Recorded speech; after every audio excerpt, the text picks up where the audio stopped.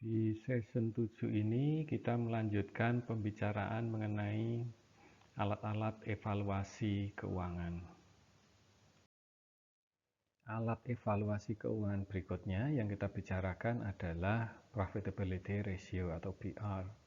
Konsepnya alat ini adalah perbandingan antara benefit dikurangi cost terhadap kapital. Karena harapan kita adalah benefit dikurangi cost itu lebih besar dari kapitalnya, maka angka ini harapannya lebih besar dari 1. Karena kalau sampai kurang dari 1 artinya yang bawah lebih besar daripada yang atas.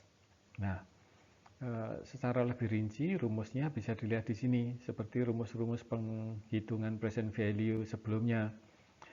Benefit dikurangi cost masing-masing periode ini, lalu dikalikan diskon faktornya. Diskon faktornya itu adalah 1 dibagi 1 plus I pangkat T. Jadi diulangi lagi di sini, yang namanya diskon faktor itu adalah 1 dibagi 1 plus I pangkat T. T itu adalah periodenya, sedangkan I ini adalah diskon rate-nya.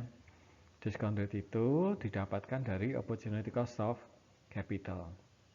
Ya, kapitalnya juga begitu. Dikalikan diskon faktor. Diskon faktornya adalah 1 dibagi 1 plus I pangkat T. T itu adalah periodenya. Nah, ini yang atas tadi dijumlahkan semua periode dari yang paling awal sampai paling akhir, yang bawah juga, lalu dibandingkan, dicari rasionya. Itu adalah profitability ratio. Berikutnya adalah payback period. Ya, dalam payback period ini yang dihitung adalah sesuai namanya adalah jumlah periodenya. Jadi ini adalah jumlah periode yang diperlukan bagi sebuah investasi atau sebuah proyek agar dapat menghasilkan akumulasi benefit dikurangi cost ini ya, yang tepat bisa mengcover atau menutup kapital atau modal awal yang sudah dilakukan, yang sudah dibelanjakan. Saya ulangi, jadi ini adalah jumlah periode yang diperlukan bagi sebuah investasi atau sebuah proyek untuk menghasilkan akumulasi. Jadi akumulasi digabungkan ya. Net return itu benefit dikurangi cost, yang cukup atau tepat cukup untuk menutup semua modal awal atau kapital awal yang sudah dibelanjakan. Ini sebaiknya dipahami, bukan untuk dihafalkan. Nah, kalau sudah didapatkan payback periodnya berapa, misalnya 5 bulan atau 5 tahun atau berapapun, kita belum bisa menyimpulkan itu bagus atau tidak. Untuk mengatakan bagus atau tidak perlu dibandingkan. Salah satu caranya adalah dibandingkan dengan umur ekonomis proyeknya. Ini cara yang paling gampang dan sekaligus mungkin cara yang paling ringan karena dibandingkan umur ekonomis proyek.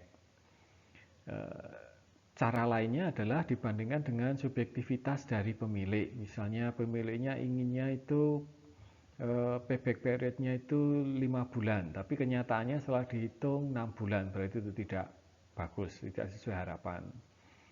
Atau dibandingkan dengan umur ekonomis aset yang utama.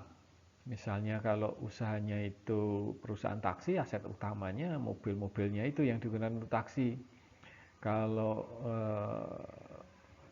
usahanya adalah hotel, perhotelan, ya aset utamanya adalah bangunan hotelnya itu. Nah, yang lebih fair pembandingnya adalah yang terakhir ini, dibandingkan dengan payback period dari proyek-proyek serupa atau sejenis. Jadi kalau proyek sejenis itu biasanya umumnya normalnya itu adalah 5 tahun, sedangkan proyek ini payback periodnya adalah 10 tahun, berarti itu tidak bagus.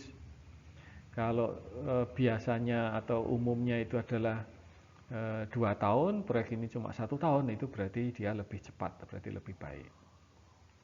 Kelemahan dari alat ini, payback period ini adalah karena yang fokusnya itu hanya memperhatikan perlu waktu berapa lama untuk menutup kapital, mengembalikan kapital, maka perhitungannya sama sekali mengabaikan performa dari investasi itu, benefit dan cost-nya setelah payback period itu sama sekali diabaikan. Entah itu tambah bagus atau jelek sekali diabaikan, hanya mengukur payback period-nya. Hanya sampai benefit dikurangi cost-nya itu menutup kapitalnya. Lalu secara teknis, kalau kita menghitung payback period-nya menggunakan sebuah spreadsheet, ya, sebuah tabel yang berisi aliran dana masuk dan keluar, maka nanti bisa kita lihat di situ payback periodnya itu antara periode kesekian atau kesekian biasanya tidak bisa tepat periode 8, periode 9. Nah, untuk mencari periode yang lebih detail, lebih rinci, berapa bulan atau berapa hari, maka perlu interpolasi biasanya. Nah, untuk mencari interpolasinya berarti caranya adalah periode yang lebih awal atau ditulis periode yang bawah ditambah perbandingan antara present value dari kapitalnya berapa dikurangi akumulasi benefit dikurangi cost yang awal atau yang rendah dibagi selisih akumulasi benefit kurangi cost yang sudah di present value kan, itu nanti bisa kita dapatkan payback period secara lebih rinci. Alat selanjutnya adalah break even point. Alat ini pada dasarnya adalah kuantitas dari output atau penjualan dari usaha ini atau kuantitas dari benefitnya atau manfaatnya yang dapat menyebabkan total penerimaan dari proyek itu atau dari investasi itu persis sama dengan total biayanya. Total biaya ini ya berarti semuanya, mau itu variabel mau itu fix dimasukkan. Cuma konsep biaya ini konsep ekonomi, yaitu pengorbanan, semua pengorbanan yang sudah dilakukan untuk mendapatkan manfaat dari proyek tersebut.